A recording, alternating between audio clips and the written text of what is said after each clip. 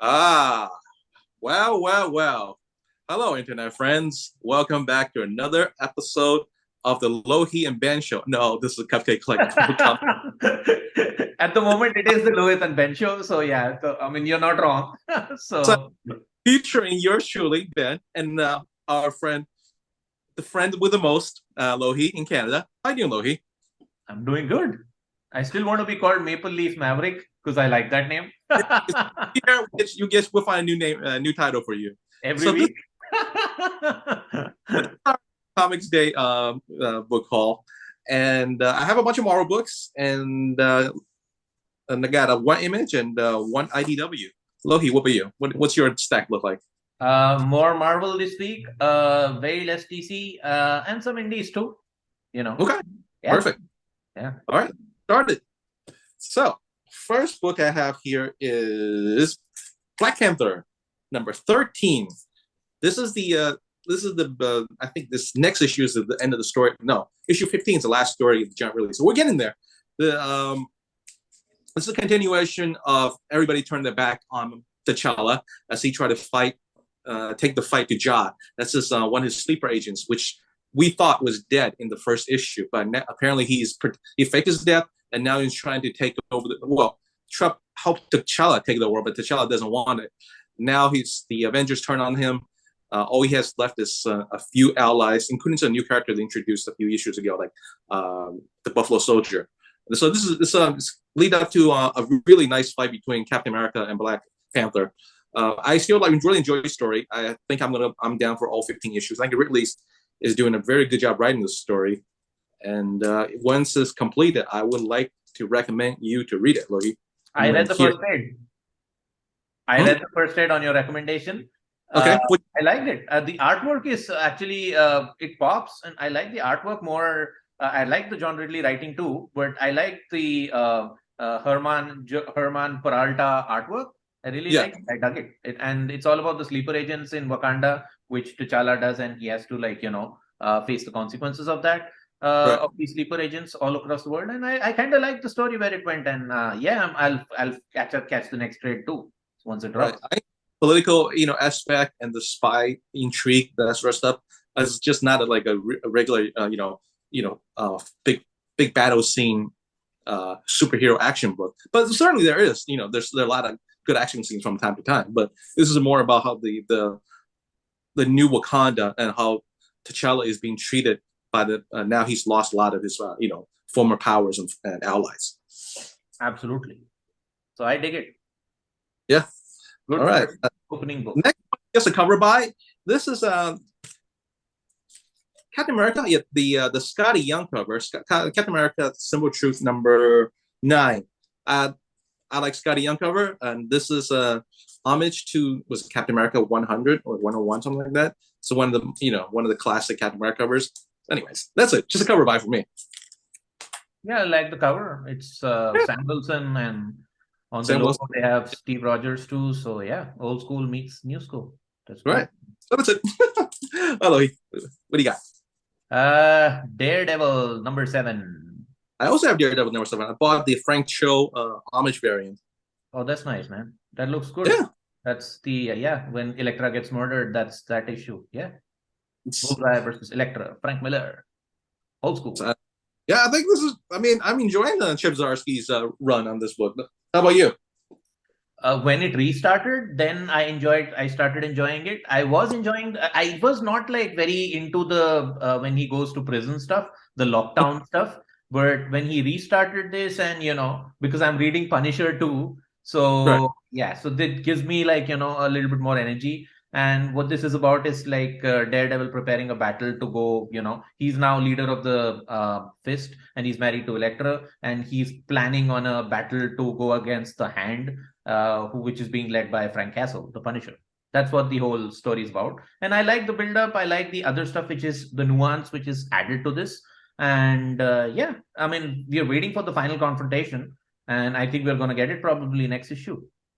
Right. And I think also what I really like is that Rafael de la Torre's art, I think is really exceptional for this and really fits Chip Zdarsky's writing. I can't even talk.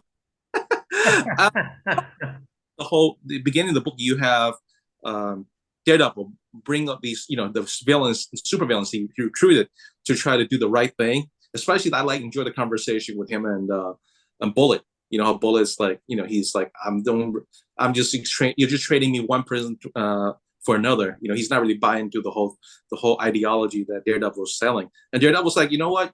I'm not going to keep you here. If you want to go, you should go. But you come back. You're always welcome back. I think that's really nice. Absolutely. So, I mean, I like it. Let me see where it goes. I'll give my full. I mean, I hope Zdarsky sticks the landing. I hope this is not another Batman Moonfall kind of an issue. I hope, because that was a paradigm shift. So it looks like next week, big battle between Punisher and the Fist. I'm sorry, Punisher and the Hand and Daredevil and the Fist. Hopefully, that we get a lot of cool action splash pages. That's Absolutely. That's what I want. Yeah, so that's Daredevil number 7. Yep. Okay, then I have, and you have too, I guess, Ghost Rider number 10. Yeah, Ghost Rider number 10. Benjamin Percy, Corey Smith at art. This is the finale of this storyline with whole, Daredevil. Daredevil's last issue. Ghost Rider and the battle between Ghost Rider, Blackheart, and Exhaust. A lot of gory scenes, as expected from this series. Again, I want to say it. I'm surprised Marvel let this, let some of this art to get to go through, because usually Marvel's a little more tame about this stuff. I'm actually happy they went this route, because that's what brought me to Ghost Rider and the entertainment value. And and there are some scenes here, like where Blackheart does like nasty stuff across politicians and CEOs and even the Pope. I really like that little bit of the darkness out there. Like, Blackheart can be like really, really evil. Right. So, yeah, but this is the conclusive issue number 10 for this arc. I kind of liked it. It was good. Nice little plot twist there in the last panel, huh? Yeah, that bit of plot twist. That's just the hook. So yeah, I liked it. I enjoyed the whole the Black Magician group that's actually doing trying to save the world from Blackheart, and some of the battle scene between the Magician and Blackheart is made you kind of shiver. It's really gory. Absolutely. So yeah, I mean, it's kind of like the first horror book Marvel has done, and yeah, really liked it. Really dug it. Okay, Lohit, what else you got?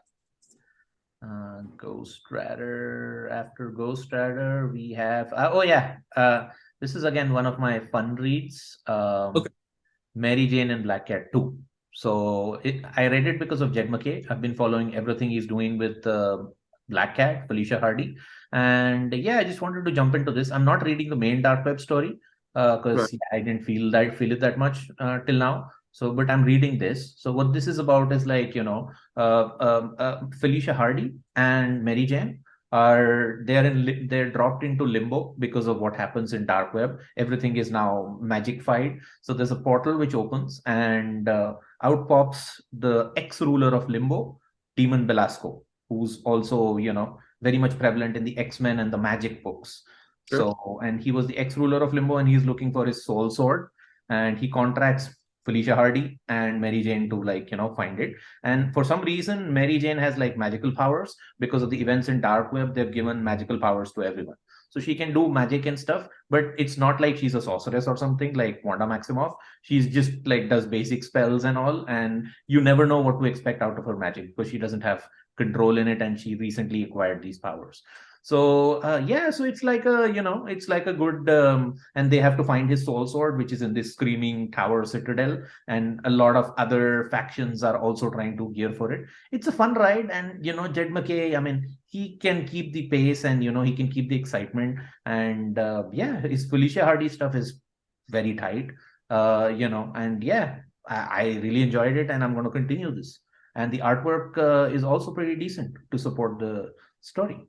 So yeah, I'm surprised you're reading this book because you're not reading the rest of the dark web stuff. That's because this is Jed MacKay. One. Second, I like Felicia Hardy. That's the second one, and I've read everything he's done with Felicia Hardy. So I'm just surprised. Crossover book, I was like, oh, he's gonna jump into this without knowing what else is happening in the whole dark web storyline. Yeah, You know but what this I'm is saying? like a different branch into itself. So you Okay. don't need to read the main thing to understand this. They give you like Right. a little bit of a tidbit, a snippet. And I've read the first Dark Web. So I kind of know like overall what's going on.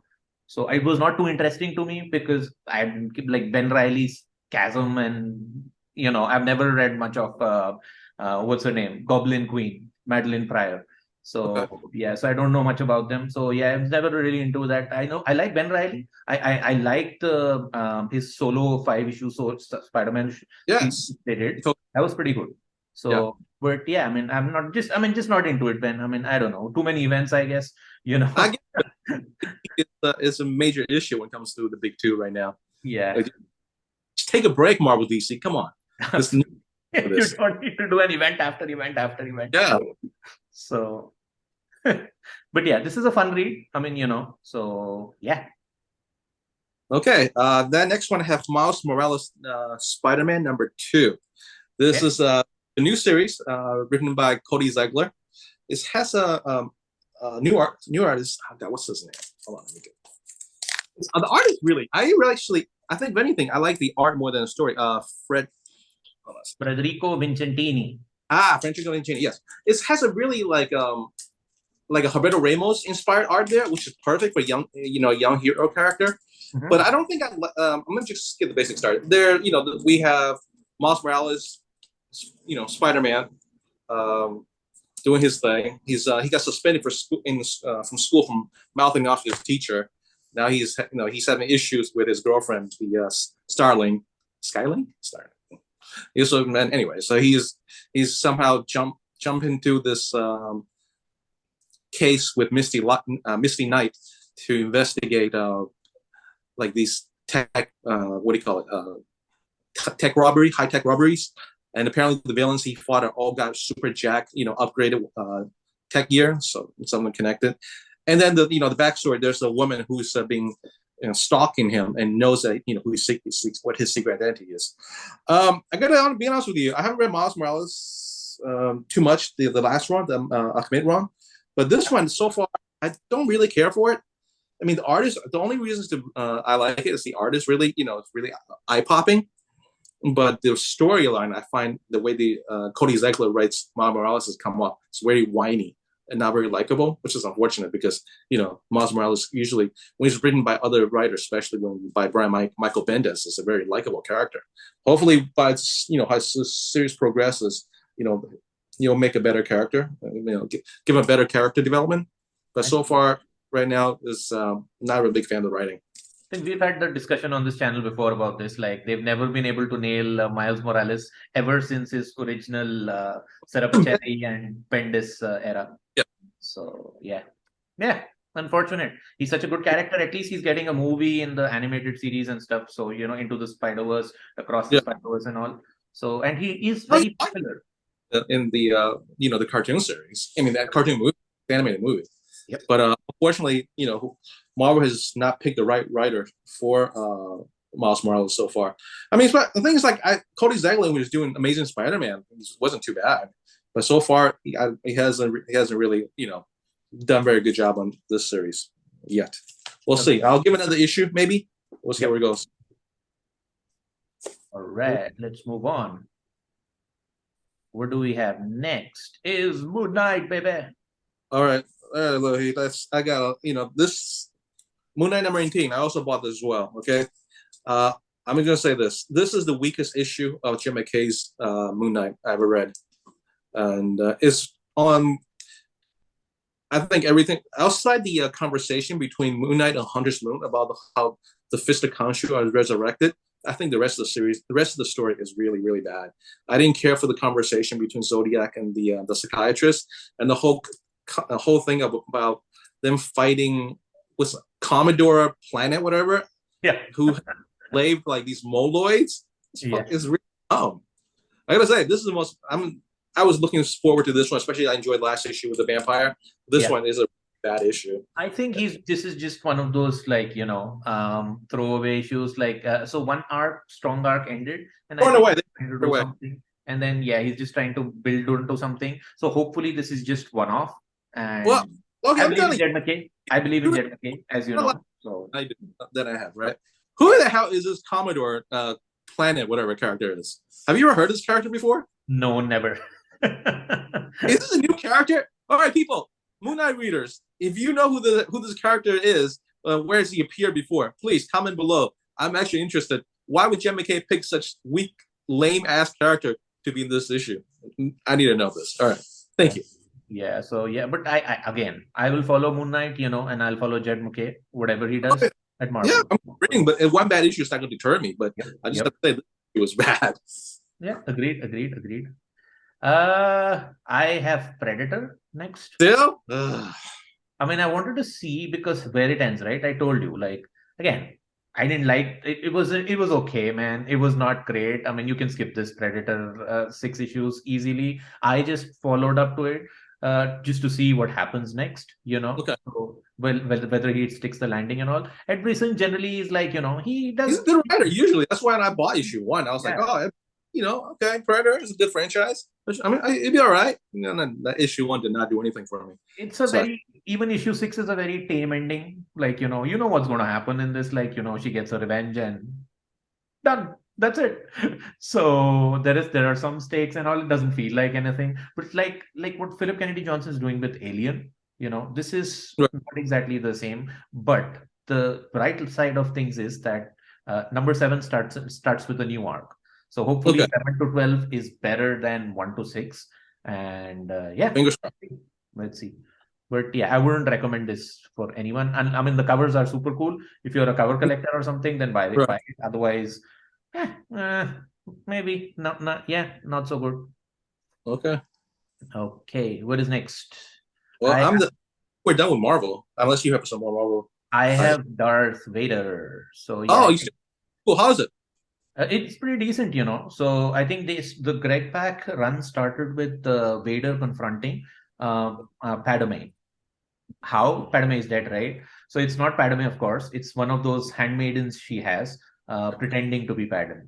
And she has like a cult of handmaidens. It's like a bodyguard group. And now this issue deals with the consequences of that. He's almost on issue 30. And I think the Greg Pak run is also equally strong as Charles Soule or what Kieron Gillen did. This is a good book out of the Star Wars universe. And I like the character of Darth Vader. So, this is pretty decent. And if you're following if you're following any Star Wars book, this is probably the strongest one of them. Period. And I like the Raza cover. I think that's really popping. Yep. This is your Raza, your favorite guy. Raza's really good, man. Especially the color red. It's phenomenal. Yeah, with his lightsaber and all, and he's fighting all these handmaidens. Yeah. Super cool, man. Yeah. So I think that's basically it for my Marvel as well. I think we covered everything I had on Marvel. A bigger Marvel week than I thought, actually. Yeah, it was pretty big. Okay. Before we go on, what do you call it? Avengers War Across Time is very good. I read it. I haven't bought it yet, but I will buy it once it's collected. Okay, cool. Let's jump on to Image. Okay. What do you got? I have a Dark Ride. Ride. Well, I have Dark Ride, but it's not here yet. It's one of my DCBS purchases, so I won't be able to read this in the month. But go ahead. So I was introduced to Josh Williamson when he wrote Nailbiter, and I think he writes horror pretty good. Now he's doing a lot of stuff at DC, and he's doing his Flash run was quite good. He did a couple of Dark Crisis stuff and all, which was not exactly, I don't know, maybe there was the editorial or what went wrong there. I'm not very sure on it. But he does horror quite well, and his independent stuff is much more solid than his comic book stuff, So Dark Ride is, again, phenomenal.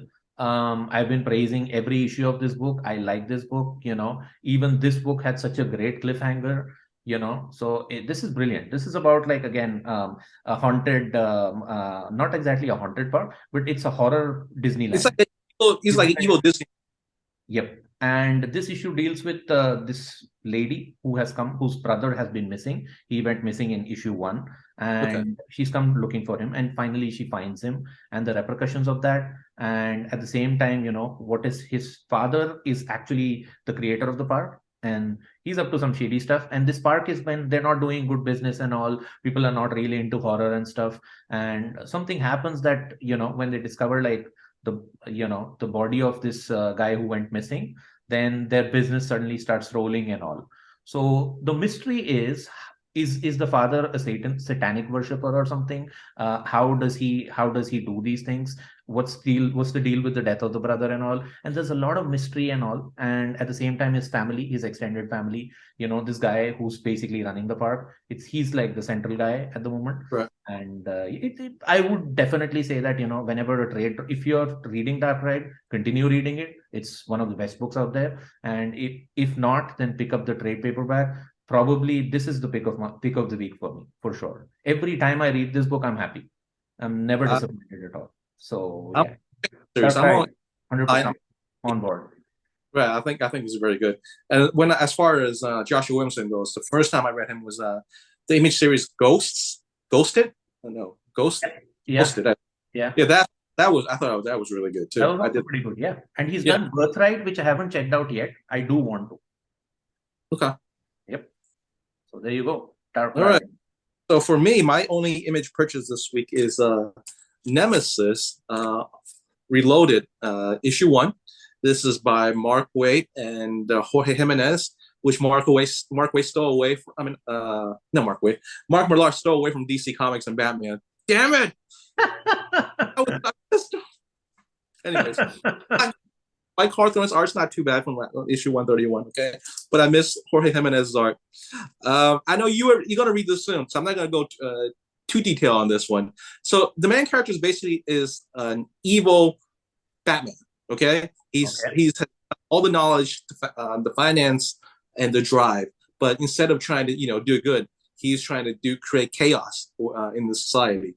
And the first volume was just like that. Him trying to do all sorts of nearly impossible crimes, but he pulls it off because, again, he's like an evil Batman. So in this one is that he's regular human. He doesn't have any superpowers. Okay. Like I said, just like Batman, just only evil. Like this version of evil Batman is better than like any of DC's Bane, Prometheus, Batman Who Laughs. This is like the real evil Batman. Okay, and just like your regular Mark Millar book is very gory. It goes a little bit, maybe a little too extra, but you know what? It's good. And this is my pick of the week because I love the original. Oh wow, that's this nice, is man. it's a beautiful comic. Mark Millar, I think when he stepped into comics and all, like with Kick-Ass and everything, I think he was like, and with Ultimates and the Marvel stuff which he did, he was pretty good. I still like him, but I think his popularity went down a bit after a while when he started doing his independent stuff. I do like everything he's done. I do like Wanted. I do like his what is it? The name skips me. The one where he did with the TV show Jupiter's Legacy. So I like Jupiter's Legacy too. A lot of people hated the show and everything, but I think that Mark Millar is a good storyteller, and for me, I've always been supporting him. Like whatever he's done, I've read the Magic Order, I've read Huck, I've read all his like independent smaller books, and Millar was entertaining for me. Always. Right. Remember, King of Spies was one of our favorite series last year. 100%. So yeah, I believe that Mark Millar still got it. I am always thrilled by his book. Nemesis is the only thing I haven't picked up, so I'll do that too. So yeah. Oh, I can't wait for you to read it, and then you can tell me what you think of it. It's gory fun, and it's actually pretty smart too. Absolutely. Oh, I'm done with my weekly read, so I'm definitely gonna get cracking on Nemesis after we do this. I'm excited. Awesome. Yeah. And this is your pick of the week too. So yeah, the strong Nemesis Reloaded, number 1. Jorge Jimenez art, my friend. Come on, Jorge Jimenez. Yeah, there you go. That does it. All right. I think I don't have anything else in Image. Okay. I do have a couple of DC books. Yeah. And the first one being Batman and the Joker, the Deadly Duo by Mark Silvestri and Mark Silvestri again. I heard it's pretty darn good. Yeah, it's pretty decent. The artwork is and the storyline both are like it's again out of the n number of independent Batman titles they have, this is one of them. But here Harley Quinn has been kidnapped, and Joker is working with Batman to find basically her. And and Jim Gordon is in trouble, and they haven't revealed who the villain is, but he's this secret unknown guy, and he puts Batman into like ethical dilemmas. And like he has these two criminals, they're all both like noosed up and hanging on, and he says you can only save one. And he gives them, but both of them are like really bad. They have a kid together, these two guys. One is that they're divorced with each other, these parents of this kid, and one is like a drug addict, and other one is like a deviant, a sexual deviant. So he gives choice to Batman, like, who will you save? And then and Batman has to use his abilities and all. So it does it does captivate you. It has still not like hit me like as some other Batman runs have, but it's pretty decent, and I will continue with it to see like where it goes and where it lands. Joker is pretty much like he's pretty much like boxed up, and he's being held captive in the Batcave while Batman deals with all of this. So that's where this book is at. Like I said, the artwork is pretty dark and pretty decent for what Batman should be like, so they nail it on that. The story, I want to see where it goes, who the main villain is and all, before I can like actually give it a rating or something, so Sure. I'll still wait. It's still decent. It's not blown me out of the moon or something. Like, I wouldn't say that this is the best, but yeah, I mean, for now, uber decent. I read one, and I thought it was pretty good, and especially I thought Mark Silvestri's art is. I think this is his best art since when he did New X-Men like 20 years ago. Absolutely. Yeah, so he I know he wanted to do this project for about like over a decade now. Finally gets a chance to do it, and he's put a lot of his energy into it and does show. I mean, I'll let me know. I plan to reissue 2 and 3 down the line, but yeah, my only connection. I mean, my only connection was to reading issue 1. I thought the art was really good. It was pretty good. You're not at all wrong in that. So yeah. Okay, let us move ahead. What do we have next? Next we have is Lazarus Planet Part 1. Oh, this is a good one. I also read this when I was at the comic store yesterday. Loki, I know you bought this. I just want to say something, all right? The Riccardo Federici art alone is worth the price of this book. It is gorgeous, all right? I'm going to use my man Lohit's favorite word. That art is bombastic, mother truckers. At least you said truckers. Thank you for that. Another thing, it's interesting. It seems like Mark Waid has been reading the old Chinese what do you call this novel, Journey to the West, right? Because you use a lot of characters from him, because the Devil Nazar, he's a very popular Chinese folk character. Well, Nazar is not a devil character; it's actually a hero in the original Chinese version. Also introduced Goldhorn King and Silverhorn King. Those are also characters from Journey to the West, which battle the Monkey King. I mean, I guess it's the Monkey Prince. This one, he's the offspring of the original Monkey King from Robin's Third Kingdom, right? Mm-hmm. I've seen the Jet Li movie. I know. Oh yeah, Jelly did do a Journey to the West. Monkey. That's how I know the Monkey King. Right. I mean, I've been reading Journey to the West when I was like 5 years old, so I'm very familiar with the entire story. So yeah, I'm surprised. I was like, hey, Silverhorn King, Goldhorn King, I know those characters. Hey, wow. I was like, cool. I'll tell you one thing. Asian folklore is super interesting. So Chinese folklore, Indian folklore, and even like Vietnamese folklore, they're all pretty interesting stuff. So I'm glad that they're harnessing stuff from there and making it work through Batman and Superman and all these DC Comics characters. Because this was brilliant, man. I mean, and look, I have not been let down by this entire arc. Somebody told me like, what do I need to read before Lazarus Planet? And I was like, okay, you just need to read Batman versus Robin. But I was like, no, that's not it. You need to read something more before that. You need to read Superman, Batman, World's Finest. You need to read the Shadow War stuff, the Lazarus Shadow War stuff with Deathstroke and all. You need to also read, I've read all of it. So for me, this was a charm, a chef's kiss.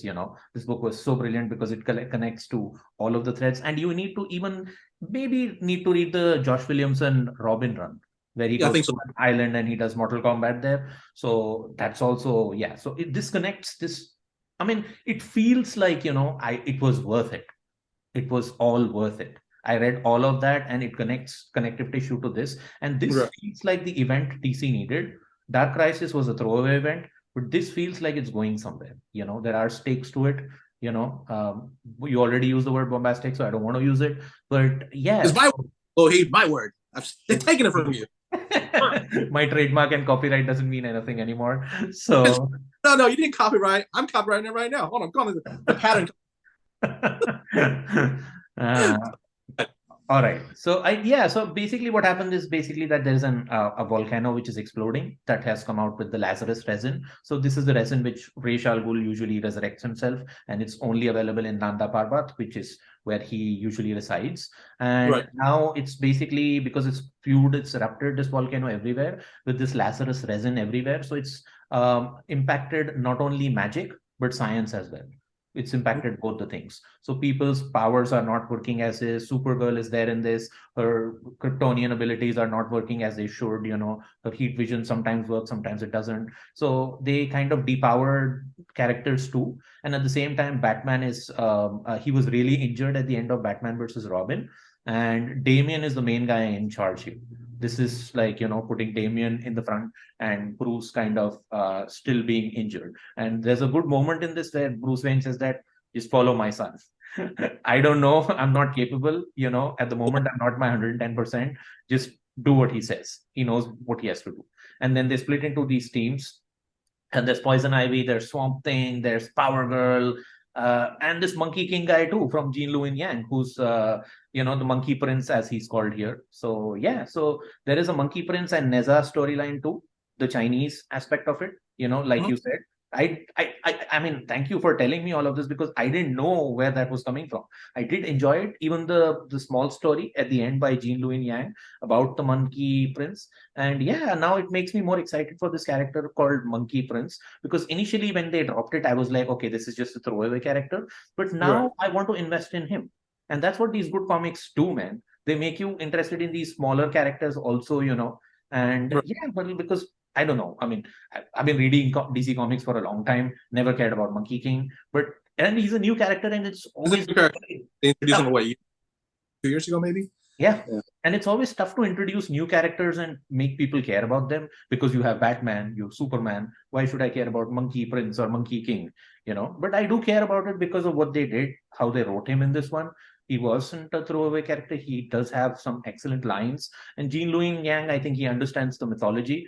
And so I will definitely, I have DC Universe, so probably I'm going to jump into that and, explore a little bit of the Monkey Prince. Cool. Yeah, so good. I gotta say, I was. If I had a second best pick of the week, then that would be Lazarus Planet Alpha. Yeah. Good artwork, good story. Mark Waid, Jean-Louis Yang, and your guy Riccardo Federici on the artwork. Extraordinary artwork, I have to say. Absolutely. All right. Oh, my DC praise doesn't end there. I have just another book. All right. Surprise. I'm really surprised because Lohit 5.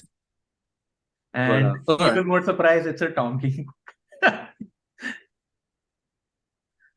Wait a minute. That's a Human Target, right? Yeah, that is Human Target. I can't seem to find it here for some reason. Maybe I just missed it. Anywho, Human Target is now at what, issue 10. And yeah, we're almost getting... So this guy Christopher Chance has 2 days to live.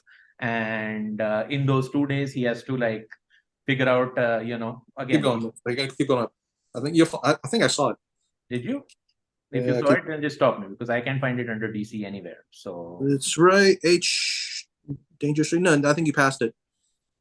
Okay. You passed it. You got to go scroll down again. I did, man. LH. It wasn't there. That's weird. It came out this week. I remember seeing it. Yeah, I read it, so it's there. Anyway, it's not there here. It's fine. So yeah, so Human Target, 12 days to live. After he consumes poison. And this is the 10th day. And this is such a phenomenal book. I'm very much like hit or miss with Tom King, but this book I really like. So this book, he goes to the archives of Oa with this Green Lantern called Gnort. And Gnort was this furry kind of teddy bear Green Lantern in the original Justice League of International and Green Lantern Corps books, basically. And now he's like this drunk Green Lantern who doesn't care anything. He just gets drunk and he's so cool. And, he's like, yeah, one time the Guardians scolded me for doing this. And he goes to OA, and where the Guardians have been documenting all this information about everyone in the universe. And he digs out certain files. And what has happened in this whole run is basically Christopher Chance has been dealing with all these Justice League International characters one by one and going through them and figuring out who's killed him. And in the process of this, he shoots Guy Gardner, or he believes that he has shot Guy Gardner. But when he goes through these archives, he finds out that Guy is alive. And this entire book deals with why is Guy Gardner alive, and and why did he pretend to die, and who does that. And so there are a lot of revelations in this book. Issue 10, usually Tom King, rubber band, I call him the rubber band because he keeps on dragging stuff. But this book was pretty good, according to me. And yeah, please read it when it's collected, Ben. I mean, Greg Smallwood artwork is, if you don't believe in Tom King, believe in Greg Smallwood artwork. He will dazzle you. Well, like I said, I've seen the covers, and they're all very impressive looking. Absolutely. So yeah. Okay, let's jump on to Dynamite. Lohit's favorite publisher. All right, here we go. As long as they have Red Sonja, that IP, if it moves to Marvel, then Marvel is my favorite publisher. If it goes to DC, then DC is my favorite publisher. So yeah, red-haired Raven, Red Sonja, and she's along with Hell Sonja here. Hell Sonja has been cast out of Hell, and they're figuring out like what's going on. So they're fighting all these demon hordes, and something is wrong with Hell, So they go on and they go to this house, which used to be Red Sonja's old house where her family was murdered. And yeah, so there is a lot of revelation here of who is doing this. And Kulan Gath, the sorcerer, shows up, and Red Sonja has to go against her. And there are like 3 different rooms in this house. So there are like 3. So Red Sonja has this boyfriend, kind of like a Conan-esque character, and Hell Sonja and her, they go to 3 different levels of the house. So Red Sonja sticks to the main floor, Hell Sonja goes to the basement, and the Conan guy, he goes to the top floor. And what they find and how their stories are connected, it's not over yet. It's just the 2nd issue. But yeah, good artwork, and yeah, Jordan Clark is the writer for this one. And I liked everything Hell Sonja before. I think she's a very cool character, and she's like a variant version of Red Sonja, but instead of coming to Earth, she goes to Hell. So yeah, so overall, I think I liked it. It was a good issue, and I kind of enjoyed it.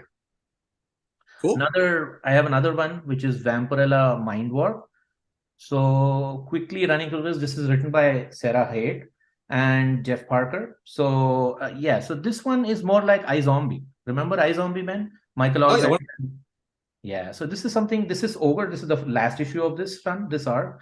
And it's basically Vampirella confronting this Baroness and getting who's old and she wants to live forever. And her being transported back to the 60s and trying to, find this Baroness and, understanding what her motivations are. I thought they kind of nailed it. This is, like I said, it's more iZombie. So the art is also a little bit Michael Aldrich art. It's done by Benjamin Dewey. I've never heard of him before. But yeah, it reminds me of that iZombie kind of vibe. And there is a confrontation, of course, but it's not one of those classic confrontations like bash 'em ups and fight 'em ups and all. They kind of, you understand each other's motivations. The Vampirella and this Baroness, who's also an evil witch and all, that why, and they don't want to leave the 60s. That's the whole thing, because they had their glory days, they had their heydays then, and this Baroness is now old in the 90s and all, and she has to confront with her eventual death. So I think I like the dialogue and this whole concept of, that I had my glory days then, and I don't want to leave it now, but I have to, confront with reality, and this is what I have to accept the terms of my reality. So yeah, so good book, I think. Yeah, I know. I mean, people always discard the Dynamite books for skimpy costumes and sexy women and all. But yeah, there is more to it, man. Nick Barucci is not a dumb guy to launch these and for no reason at all. So I would say read Dynamite books too, man. They've got good characters too. So yeah, there is Dynamite for me. You have an IDW book, right? So that's my last one, Crashing, number 5. This is the final issue of the story. Written by Matthew Klein, fusion art by Morgan Beam over here. I've been enjoying the series so far. It's our main character is a doctor named Rose, and she has an addiction. Well, she's trying to fight an addiction problem. So last issue, the big revelation was the reason that she met her husband was at her husband's sister's graveside.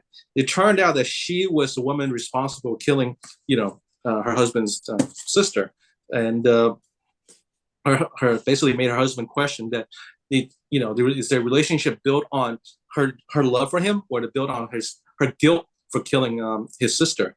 And then also around is that the villains has kidnapped her husband, who's I think he's like a city councilman, trying to pass this superhero registration act type of law. Anyways, so deal with a lot of like personal issues, a lot of addiction issues, a lot of mental health issues, and it ends with a bittersweet ending type of thing. I think if you like that kind of story, there are some action scenes because it does deal with superheroes and supervillains battling, and the hospital she was working at does not allow to have superhuman patients in until the big battle, and they really didn't have a choice because the hospitals are full of people. And I'm surprised how good this series is. It has a lot of heart, a lot of issues that people deal with day by day, especially like I said, addiction problems. It just shows what they can really do to a person. And our main character Rose really is trying to keep her life together, meanwhile being blackmailed by the main supervillain to try to heal, operate on him when he's injured and stuff like that. Yeah, it's one of the better series I read last year, and I'm sad to see this is a final issue, but it's very good. I think you've read two of those IDW things. One is the Scott Snyder, the Wildfire one, Dark Spaces, and then good. This one you've praised also. So I think these I probably need to pick up when they come in a trade. Well, I bought this because it takes place in Boston, and I usually buy most comic books that takes place in Boston, where I'm from. Absolutely. Because that's what I do. It doesn't matter good or bad. So I was like, oh, it takes place in Boston, especially like an indie title. So it's like, oh, cool, let me check this out. And then I was like, hey, this is actually what turned out to be pretty good. Isn't it a hook? Like when your hometown is featured in a comic book, like last Action Comics, it featured Delhi, India, Superman saving the day in Delhi, India. I was like, whoa, that's so cool. So, I think, hometown represent. Right. I mean, there was a series from Dark Horse a couple of years ago called Last Stop on the Red. Again, takes place in Boston. And Red is the subway, one of the subway lines, the Red Line. I was like, I used to ride all the time. I was like, oh man, I got to buy this now, right? Of course. That's a hook, that's a hook. So it was actually pretty well written too. So anyways, so those are my books of this week. Lohit, you're done with all your books this week too, right? Let me just quickly scroll and see what I have. I don't have anything Dark Horse. Dark Horse has a couple of good books. I don't have anything here. Titan, I don't think so. Yeah, I think I had one more book. That was Boom Studios Specs. Cool. I only read the first issue. It seems to be a very promising series. It is. It's on issue 3 now, and basically, of course, there are these two, kind of friends together, and they have this. One of these friends is being bullied by this other guy at school, and they order one of these classic 1980s, back comic book X-ray goggles. The comic book covers, you could get an X-ray, supposed to either see through people's clothes or see their bones. I remember those. Yeah, sure. Absolutely. So they get these glasses. They don't order them; they get delivered automatically somehow. They just wish that they had it. So then once they use it, apparently it turns out that they can, whenever they put on the glasses and wish for something, it becomes true. So obviously they wish for the bully to go away, and that happened in issue 1. But then this book also deals with the fact that all magic comes with consequences. So what has happened now is that because that bully is gone, definitely, but the police have found DNA evidence of one of the friends, and they arrest him for the murder of the bully, basically. So, and so now this other friend is like, should I use the glasses? What should I do? And he's figuring out what to do and all with the glasses. So he says that, okay, if I use this again, I'm going to cause more problems. So I probably need to figure out, where these glasses came from. And he goes all the way to the factory which manufactures this. And there he encounters, all these old ghosts of the people who used this spec before. And they tell him that, the specs, it'll go on and on and on. It'll never end, because it's a cycle. Once you have this power, you cannot control it. You will definitely wish for something, and unless it leads to your doom. So that's what these ghosts warn them. These are all previous owners of the specs, basically, of the X-ray specs. And now this guy has a choice. He has to save his friend who's in police custody, and should he make a wish and cause some more problems, or what should he do? So it's the moral dilemma. It's conflicting. I have never read anything from David M. Boor or by illustrator Chris Sheehan, but this book is pretty good, man. Good Boom Studios book. So if you're into indies, this is a good book to buy. Specs, issue number 3. That's my last issue for this week. All right, that's our last books. And again, the same thing is, what do you think of our, the books we bought? What books did you buy? Like to recommend us? And other than that, that is it, my friends. And like, share and subscribe. And thanks for watching. And same time, maybe not next week. Though he only got like 2 books next week, so we'll see. Maybe Lohit could do a solo video next week. It ain't no fun doing solo, Ben. It's got to be together or not. It ain't no fun doing solo, but you never know. For the channel, why not? I don't know how many next week. It seems like a very small week, anyways. Yeah, probably I'll skip 2. So you never know. Anyways, enjoy your weekend, people. Here's on behalf of me, Ben, and Lohit. Let's say goodbye and good night. Bang. Peace out.